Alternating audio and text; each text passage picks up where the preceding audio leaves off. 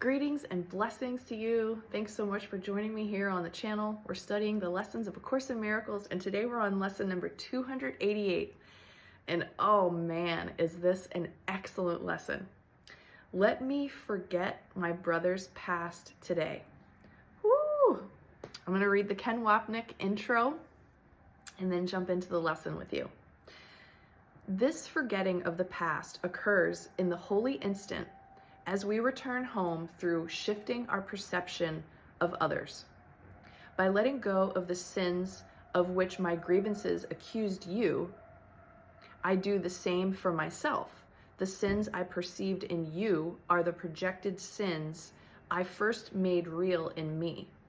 We thus again see the continuity of Jesus' teachings on forgiveness throughout the workbook.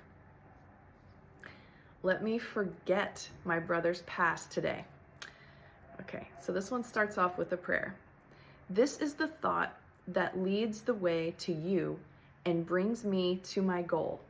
I cannot come to you without my brother.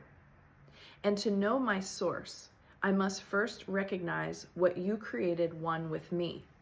My brother's is the hand that leads me on the way to you.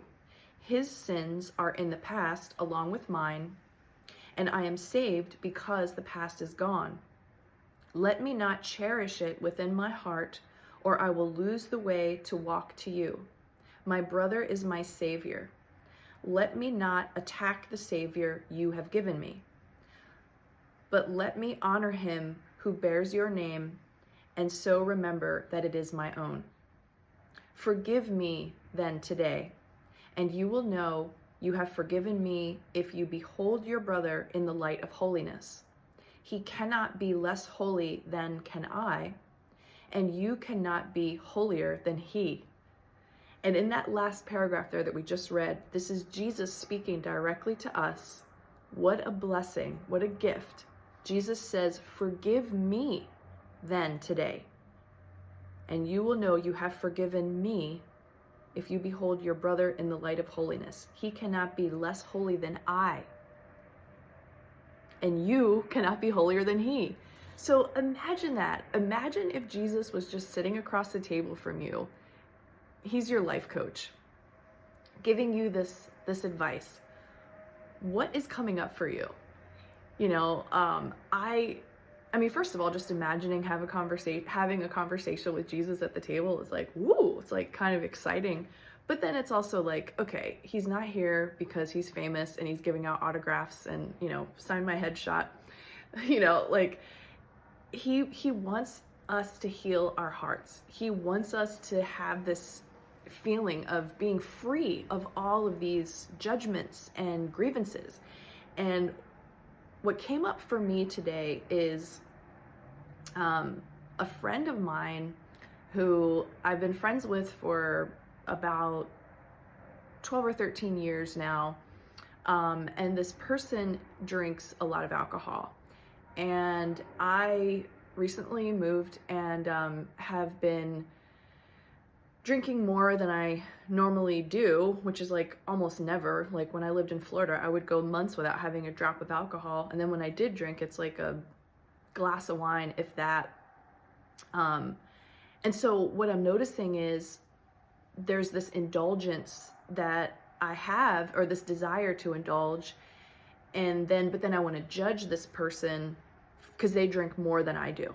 And this is just the ego. Of course this comes up for me today because I'm thinking that I'm holier because I'm cleaner. I drink less, but I'm not like totally teetotal or sober. So that's what came up for me.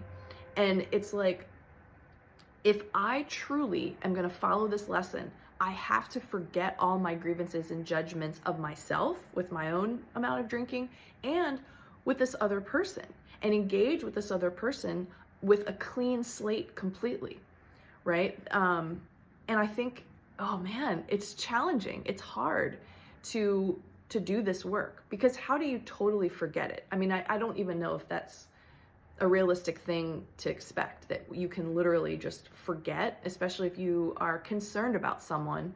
But when you engage in this yourself, it's really hard to stand with the face of innocence and the halo shining. So I don't know, that's exactly what came up for me this morning. Not a huge deep meditation, but something very, very practical. And so I'm relying on Jesus and the Course in Miracles to be my support group as I move through these places in my mind where I'm just completely split. I think I'm really an advocate for body health more now because I believe it's just an easier way to get through this incarnation if your body isn't exhausted and in pain all the time. And when you're doing things that contribute to that condition, well, stop. I mean, to me, it's like common sense. But I also realize how powerful addiction is and how powerful the ego can use addiction as its means for just sabotaging all of your relationships, taking over your life, leading you down the exact opposite and wrong path, and that you could be totally unconscious to it. Just like I explained, yesterday with this, or the other day with this person in Walmart, I became unconscious because my weakness in that moment was about relating with men.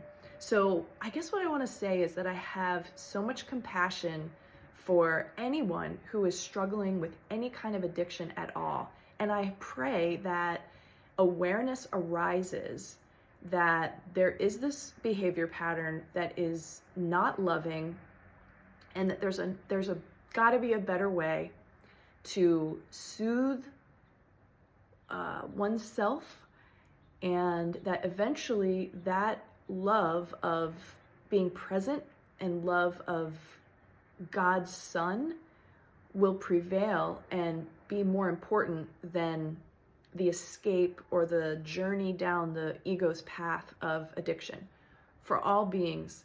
And I forgive myself for not being real and just kind of going along with anything that I'm doing, whether it's having some marijuana or having an alcohol drink. I can see full and total sobriety as the ultimate place to be always, because you're always present. You're always going to have to deal with your stuff as it comes up if you're not on any kind of substances at all.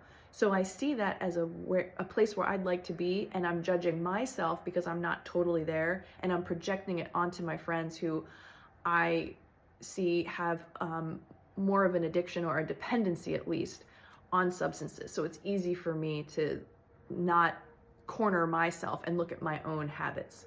So that's what this lesson has brought up for me today.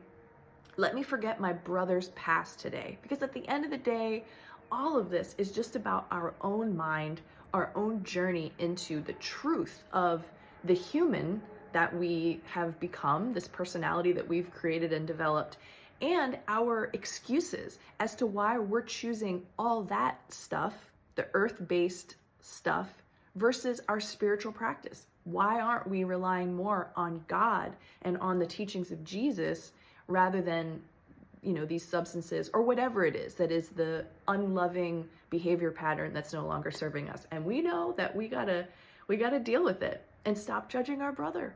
Hold someone's hand and imagine you're walking each other home to God, and be honest with each other and help each other. And that I'm giving myself my own medicine here. I feel like a conversation is worth having with my friend instead of secretly judging this person. So that's my inspiration for today, for myself, and to share with you. Lots of love to you. Thanks again for being here and joining me and doing these lessons. 288, we're getting there. We're almost wrapping up a year of study together, and it's been an absolute honor and a pleasure for me. So let me forget my brother's past today. I hope you can do the same. Love you so much, and I'll see you back here again tomorrow.